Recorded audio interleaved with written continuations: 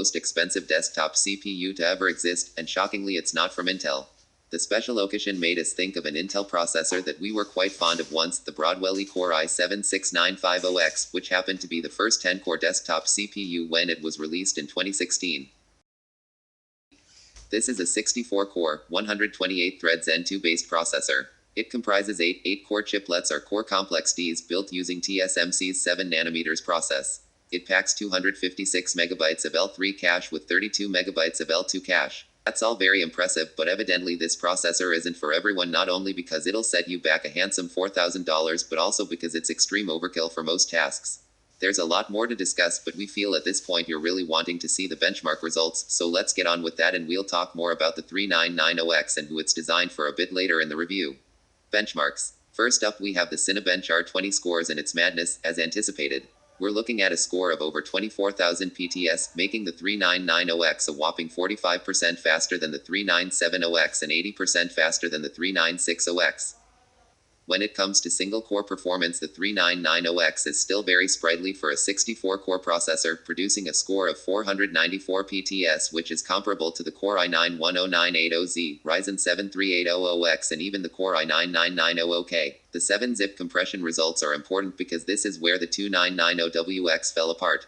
The second-gen 32-core processor was 40% slower than the 16-core version due to the architectural design limitation that made it a poor choice for memory-sensitive applications.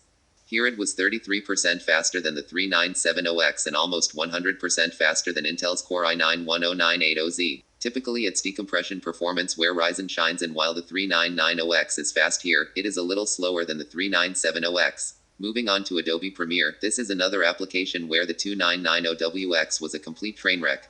The TR3990X hangs in there, and despite very poor CPU utilization with this program, it managed to match the 3960X, taking 424 seconds, making it the second fastest desktop CPU we've tested in Premiere.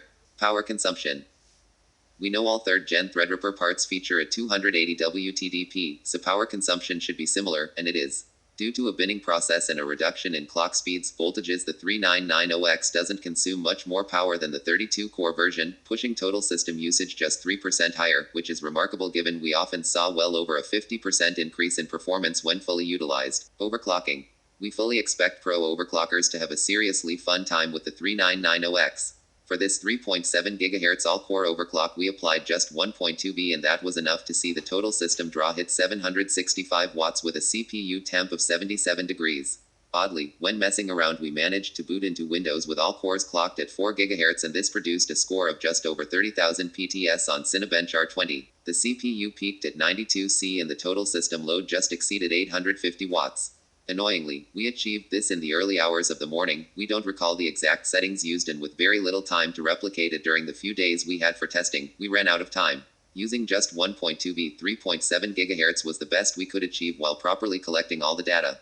This led to a 14% increase in performance and meant the overclocked 3990X was still 54% faster than the overclocked 3970X at 4.2 GHz.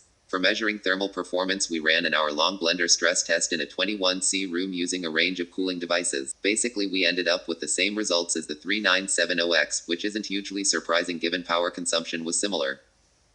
Basically each CCD will be drawing less power and therefore generating less heat, but there are twice as many of them, so you end up with a similar outcome.